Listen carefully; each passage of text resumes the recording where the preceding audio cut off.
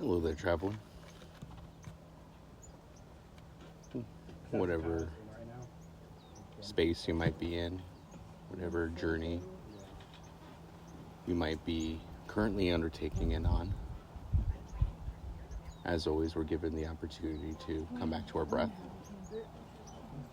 We're able to take this moment to be here, wherever here might be. You may have the opportunity to watch the dragonflies and fairies dancing and doing some adult activities in the pond muck. Even in some of these places of primordial algae blooms where who knows what's going on right underneath the surface. It could be, the Uzumaki spiral just going down, down, down, down. Or it could be as light as these dragonflies finding love. Sometimes you are gifted the opportunity to come to a little oasis in the desert, view a place of superstition, some place of old and new lore. Because ultimately, no matter what space you are in, you get to come back to the breath. You do get to have the opportunity to react how, maybe not how that first choice, maybe not that first thought, maybe not even the second, but maybe that third. Whatever little bit of magic you want to perceive it with.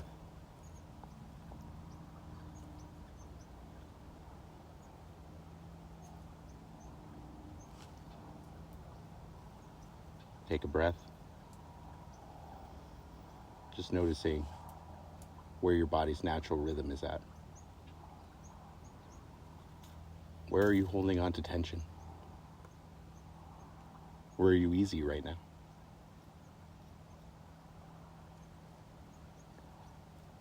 The unfortunate reality as we get on this journey, as we go to different forks in the road,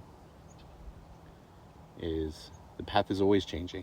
It's always growing in new directions, responding to different causes and conditions. So that's why we come back to the breath. We check in with ourselves, and we ask ourselves the question of the week. Now this week, though, before we get ahead of ourselves, I am blessed to be able to be in the live company of another traveler. Someone who is celebrating a personal anniversary, their personal New Year's on this earth, as we actually celebrate one of the lunar New Years. Mm-hmm. The most beautiful, the most bearded I've ever seen, the magnificent Jared. How are you doing, my friend? Thank you, Tal. I'm doing great, and thank you for making the trek all the way out here to the Sonoran Desert to see me. And this has been just marvelous, getting to take this moment in with you, getting to spend this time with you. I know we're burning the candle at both ends, but it's worth it to get to spend as much time with you as possible, I feel. And yeah, it's a big personal milestone. I couldn't have thought of like a better person to share this very moment with than you. Here at the Boyce Thompson Arboretum, where we are both very much sustainable-minded nature enthusiasts, and we just love seeing the natural beauty of this place. We're at the shore side of the magnificent Air Lake. It's a nice little quaint body of water here with algae and some very calm running waters here, right? Just blanketed by some mountains that are honestly, especially the ones in the distance, taller than you would expect, right? Just to be right off of this space here, it's very deceiving. And you can never know how tall a mountain is until you're right up on it. That's very true.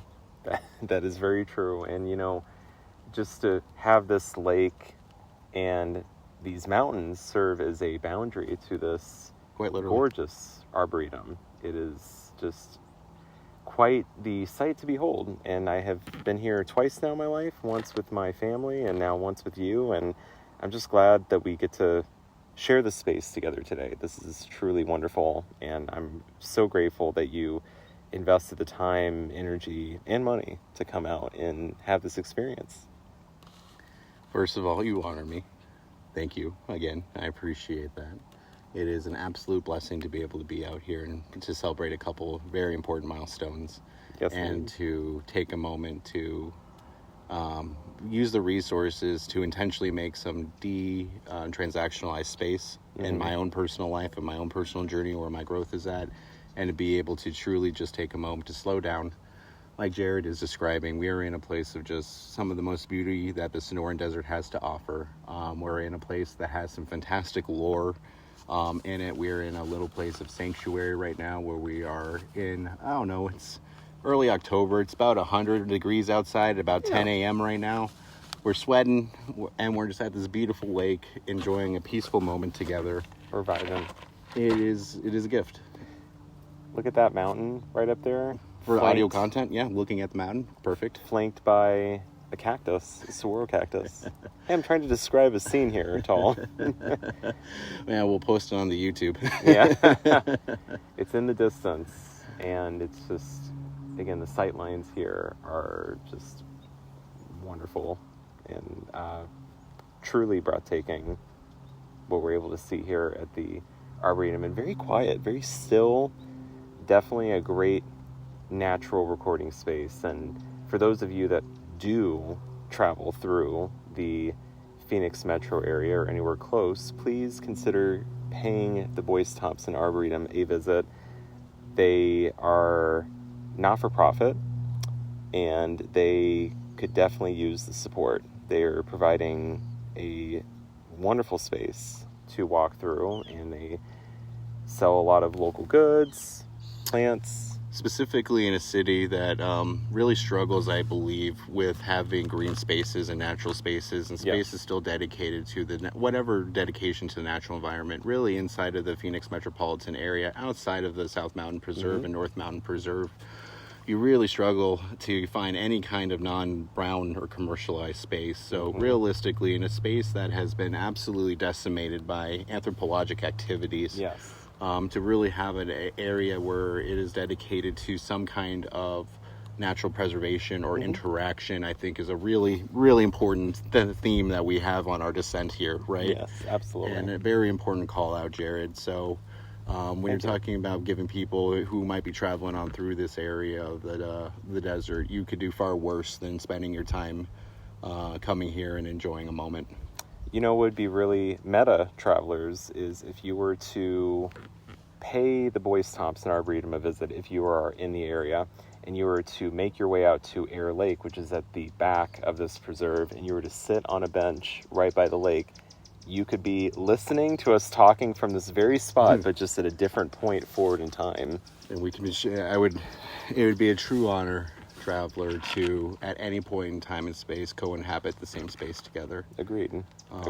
It's funny how we try to really take a non-linear approach to time here on the descent, right? And how we take our reflections, our meditations, and the spaces we co-inhabit. And anyone who, I think, is a fun little call out, Jared. What a great call out. Anyone who is able to somehow reenact or be in the space here with us. So I want to take a moment to say, I hear you, I acknowledge you, I honor you, and thank you for co-creating.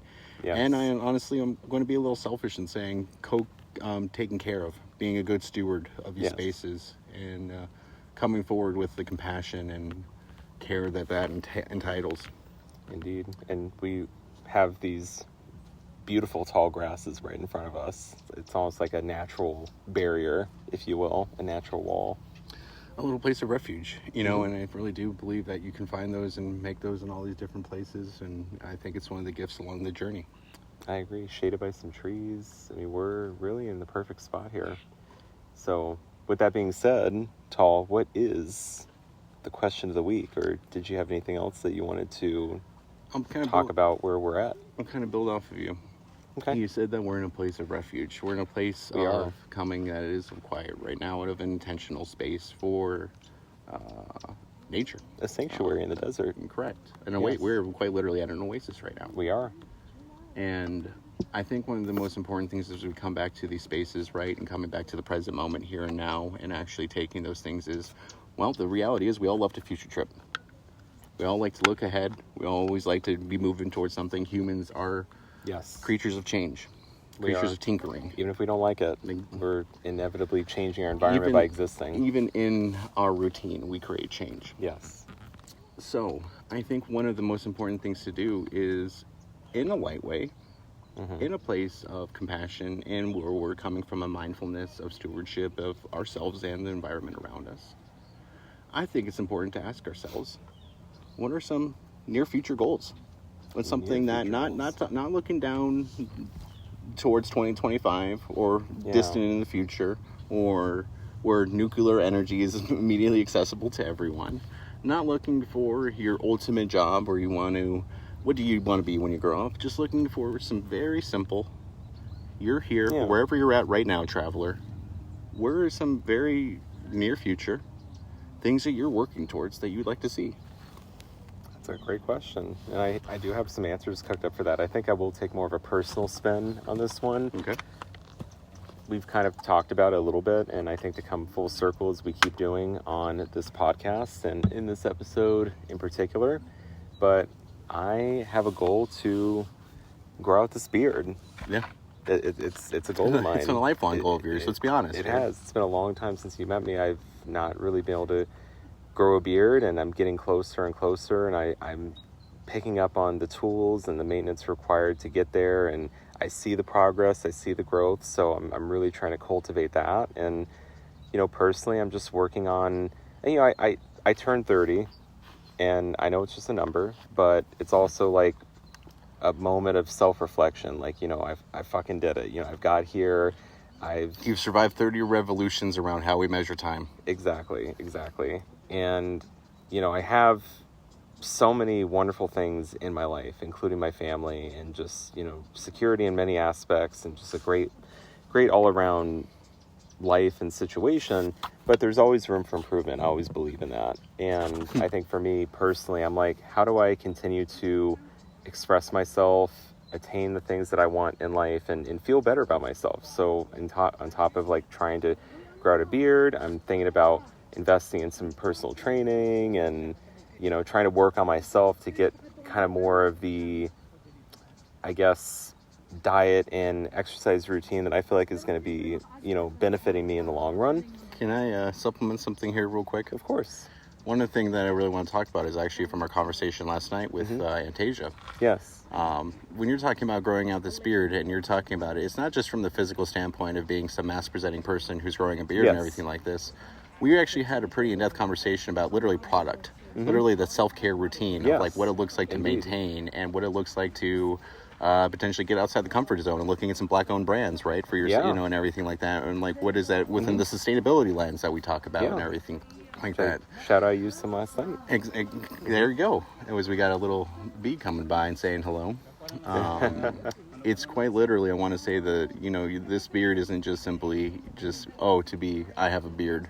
No. This is, you're talking about different levels of self-care and being the person that you want to express. Exactly. And that's something I really resonate with in my deconstruction, especially, as I've become a pretty princess, right? In my own little ways and everything like that, is that same figuring out that same self-identity and actually being happy with it. And I just really wanted to really emphasize to the traveler the emphasis of what you're talking about, what it means to be growing out that beard for you. Oh, it is. Yeah. And I appreciate you giving that context. It's definitely not superficial. It's part of my journey, part of my self-discovery, just like working on myself with the personal training. I just got my first tattoo literally like in the past month. It is just literally a representation of your entire family unit. Exactly. Not just your partner, not just your children, but literally a representation of this chapter and these commitments that you've made to in life. Yeah. Yeah. I know it's just a number, but I feel like once I turned 30, I felt like I was able to put behind some of the lessons I've learned in my 20s, and I realized all the growth that took me here. And now I just feel like I've reached a certain milestone where I can really start investing in myself in some new novel ways, and to look at things that I really want for myself, from this point forward. So I think, I've had certain experiences in my life, and I've led life in certain ways, and I'm like, like it's kind of fun to explore other things that that I want. And even like with something as simple as beard care, or how I'm styling my hair, how I'm cutting my hair, like it's just part of that evolution, that journey. And it's about expression. It's about being in the moment and not being afraid to challenge yourself to do new uncomfortable things. Like getting a tattoo was very uncomfortable at first, but I was really glad I did it. Yeah. And, also being able to go and work on myself and, with my body and things like that, what I put in it and how I'm exercising, like that's also a challenge. It's not easy, but it's like I want to put myself through these things because I want to get to the other side of where I want to get to, and it's like, I'm like, again, back to the tattoo thing, like I'm not afraid to like hide these expressions. I'm not afraid to be myself, and I'm not really asking anybody for permission anymore. I'm kind of just saying, this is me and this is what I'm doing. So it's great to be at this point in my life where I just feel like I've really made it, and I feel like I'm truly living for me, and it just happens to be a positive, I guess a positive side effect. This is a positive side effect of my wife also having a nurturing effect on me and really encouraging me to really be myself and like not worry about what other people think. And she's been very supportive and a big part of my deconstruction and journey. So and I really want to emphasize something you just said there, because I think that there's some additional context that really should be highlighted. When you say that you're living for yourself and you're doing all these things, this is in not a self-domineering way. This isn't in that you're living. Oh, the breeze is fantastic. That you're living in a way that is let's be honest, that cis white male heteronormative, this is my way or the highway. You're living in a very compassionate way, and not to poke fun at you, but I watched you try to order dinner for you and your wife last night, and there was a lot of deferring to their opinion and everything like that. So it's not that you're not quite literally asking for permission or anything like that. You're still being very thoughtful and mindful, and you're just general compassion towards these people around you. You're doing it in a way where you're talking about when you're living for yourself and asking permission for, you're not making excuses for trying to express who you are. You're not trying to hide. I am someone who always had this patchy beard, and God damn it, it's always meant the world to me, and and everything like this. And you're someone who's taking the reins of actually being like, what is my expression? How do I actually have it in this holistic relationship with this family that you've not to put myself in your shoe, that you've created. And I'm gonna say this too, I never want to give up that part of me that is compassionate towards other people and investing in other people. But once I turned 30, I felt like, look, I have really invested a lot in my children, my wife. I'll continue to do so, other relationships, other people, but I'm like, I want to take some of that ROI and put it towards myself too. My therapist, if I'm going to talk about my therapy right now, is quite literally, how do I use my vulnerability as strength, right? Yeah. How do I use that thing while still creating space for myself, right? And it's a very, very similar thing. Like, I've understand that in order to be the healthiest version of myself with my partners and my community that I form with, I actually have to be healthy with myself. Yes, absolutely. I have to be, they want me to be expressing me. They don't want me to be just some carbon copy, people pleasing, or some domineering version of whatever. They want me just to be whatever the weird fuck I am. They don't want you to be a caricature. They want you to be you, genuine. Exactly. Tall. That's the people that you want to surround yourself in life with. The people who are willing to show up for you in those dark spots and those bright spots alike, whatever that genuine version is. Right? It doesn't matter if it's the the Inquisition, or if it's, going on a high ride. No one expects the Spanish Inquisition, but, or if it's going on a baller ride at Vegas, right? And you're on a hot streak, right? They want whatever that authentic thing is. Those are, and the people, and I wish there was an easier way, traveler, to say there's an easier way to figure out that community than trial and error over time. People wear different masks and everything like that, and it takes just time to figure out who those people are and who you will travel 2,000 miles for a weekend just to say hi to. You know what I mean? But there are those people that you find in life, and you make it possible. And exactly what you're talking about, because as your friend, Jared. Yes. And as, I'm going to toot my own horn here very selfishly on this podcast. One of your most intimate and closest friends in life. Absolutely. Like, we're toot that horn. Yeah, so proud. One of the longest friends that we've had. not only in time length, but in like actual seeing of the different journeys and growth. Yes. And actually being present for those different chapters too. That's the key, being present through those different chapters and journeys. You creating space for yourself to figure out how you can go out and make your impact in this world and do your best to do the next right thing is Always. such a beautiful thing to watch. Being able to see your growth, your deconstruction, the changes in the effort, and now what you're talking about with these immediate growth goals of just being, hey, I want to be me. Yeah. Oh, as your best friend, that is this I appreciate the it. most beautiful thing to hear. I do.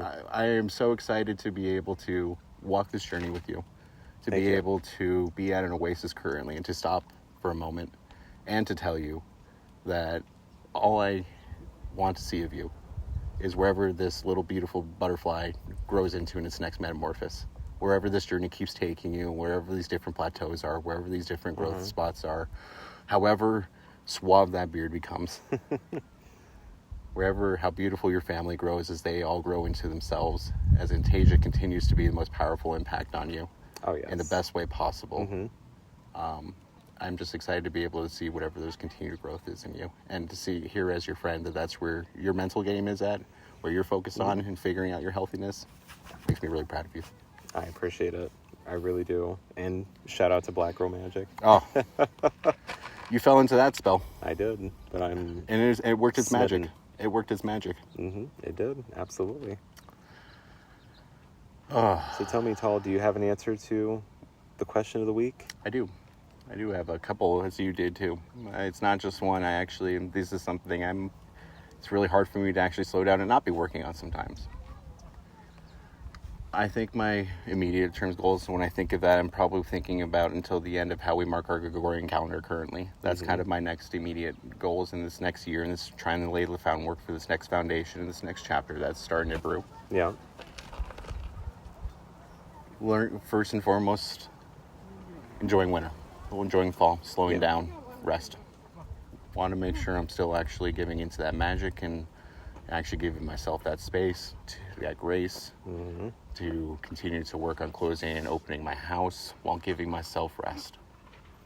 Specifically, I want to continue to learn how to get better at my impulsive behaviors. And, I'm a good old-fashioned someone who has some kind of neurodivergency that makes my attention span goes like this. And you know me, Jared, I like shiny. And So shiny. exactly. People understood that reference. Real ones know. I really want to be able to, as I'm focusing on my slowdown right now, really being intentional with my relationship specifically, right? I have a potential in the near-term future to want to work towards a mild escalation, right? And actually figuring out how to do that with a co-created space with everyone, where everyone's boundaries are in alignment and respected and created specifically. I'm pretty smitten myself right now, and working on by a lot of different things in life right now, and want to make sure like taking the time to figuring out how to slow down. Be intentional. Can I just add, you have a wonderful partner right now, and I love the growth trajectory that you both have been on, and just really figuring things out with each other and how to best satisfy all of your personal wants and needs. It's beautiful. Like anything in life, like any relationship, I know that we have a non-cis normative everything in our dynamic. As I'm someone who is, was involved in the trans non-binary community. My partner is someone who is very queer in their own identity, right? And definitely isn't someone who's typically attracted to cis-normative males, for instance, right? And then on top of it, throwing in my non-monogamous characteristics, right? And the whole relationship anarchist that I am, because I got to be challenging about everything, and I have to go the hardest pathway, non-normative, that I can figure out, because that is always it's your path. It's my path of least resistance in my head, which is an insane thing about it, right? You seek out the challenge. Oh, when my therapist starts calling me out on it, it's just one of those things where I'm just like, oh, maybe it is me. You never take the easy path, Tal. You always take the path less traveled, and I can really appreciate that about you. And being able to take that time and space, right, to, I do have an amazing fiance who makes my heart, who is my best friend in every single way, who's someone who I'm like, who I realize, like, is like, we have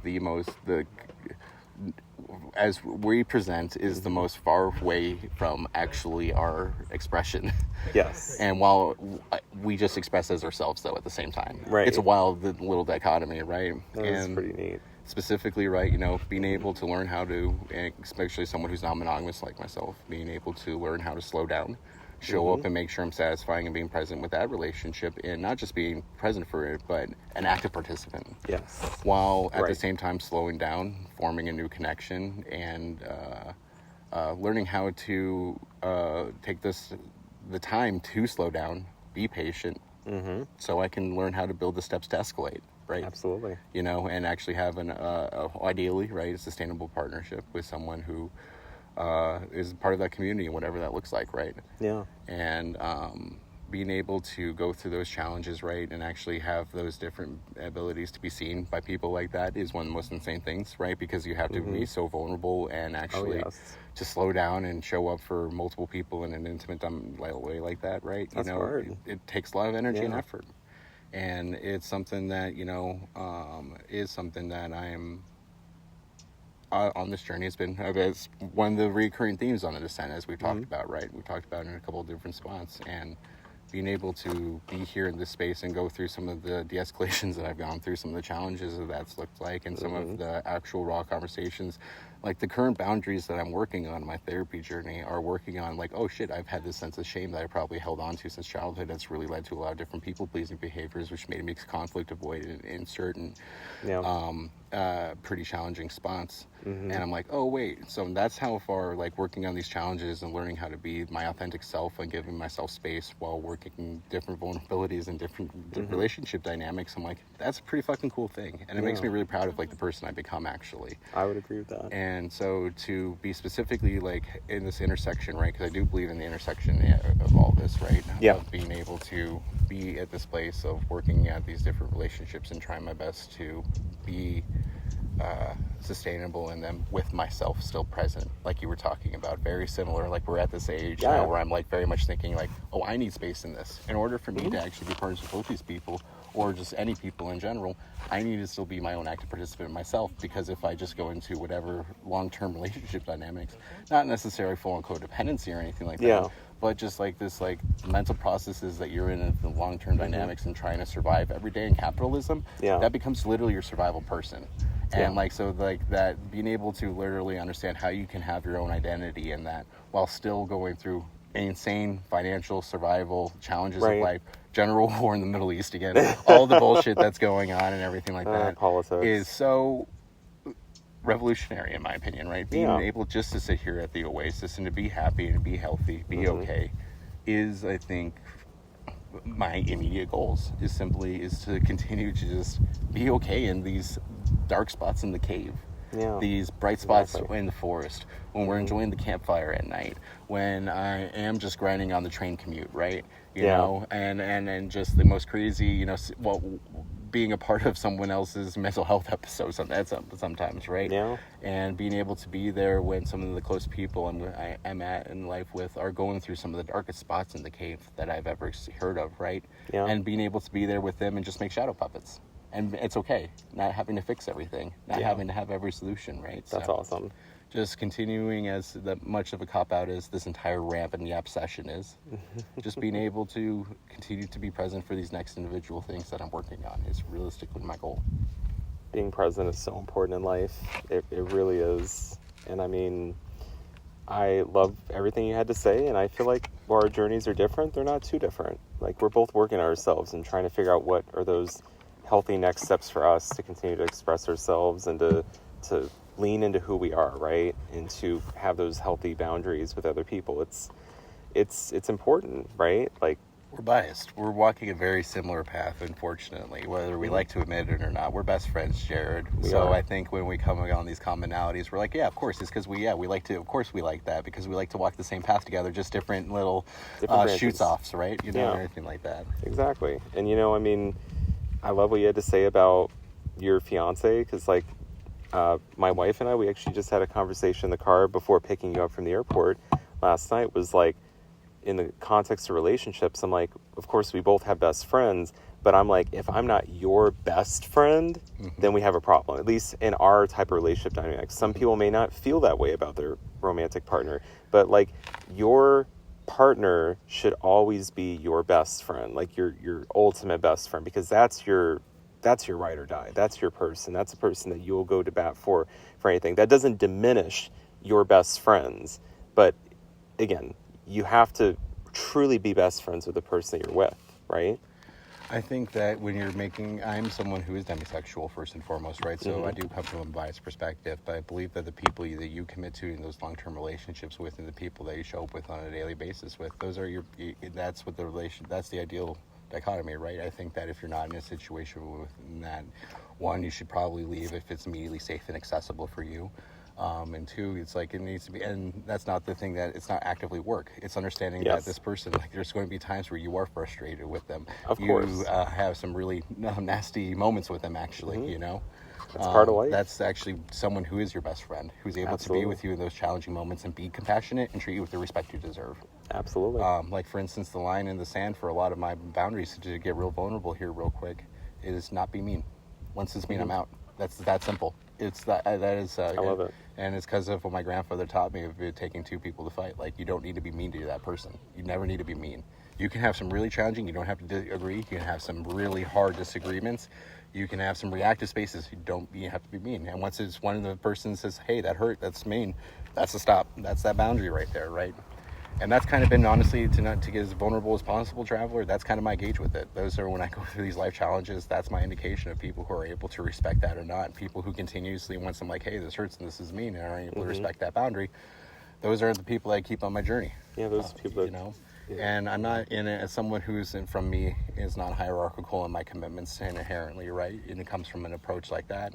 I do agree very much it is the commitments that you make. And the people that, ultimately I'm committing to and I'm showing up with on my daily basis is my best friends. And the people that I ultimately continue, that's what makes it different than everyone else. I'm putting my time and effort in my life. That is the most valuable thing I have, because I do freaking experience life in a linear capacity, even though I know it doesn't exist like that. The ultimate thing I can do is show up and be present with that person. And if I'm showing up and being present with that person every day, I'm going to be damn sure making sure for my own self-respect that that's my best friend. Yeah. That's a very good way to put it, Tall. And I'm sure that the traveler listening can appreciate both of our unique perspectives, right? Because obviously we're biased. Like, I'm monogamous, you're non-monogamous. But I think that we have love and compassion in the same way for our people, which is wonderful. I think it doesn't matter what approach you're taking, it's one step at a time on this journey. Exactly. And just be yourself. That's the biggest message I think that can come out of this, is be yourself and be respectful of others and your environment, because we are enjoying quite the majestic scene before us. Any final moments? Just feel your breath, feel the wind upon your skin, and just, find a way to, one, leave no stone unturned, but two, equally respect the space that you're in. And if you have boundaries, then likely nature and other people are also going to have their own boundaries. Be respectful of those. I love how you sound like you should always be at the end of a PBS documentary. It makes me so genuinely happy. That's my goal as a time. person. Yeah. My whole podcast is like a PBS documentary. It's some combination of the Bob Ross experience with, and then like David Attenborough. So, you do such I know, I love it. I love it, Jared. You do a phenomenal job of it. Oh, thank you. Well, as always, travelers, wherever you're at, as I think Jared said best, come back to your breath. As we are anthropogenic experiences, or in your non-anthropogenic experience, however you may have your stasis and be able to come back to whatever grounding that is. Everyone has boundaries, non-anthropogenic and anthropogenic, right? So let's take a moment to figure out how to actually not be a dick. Let's just go with that. Let's just say not be a dick. That. Yeah, let's keep it simple. Don't be a dick. You are so enough, and you will always be loved. Always.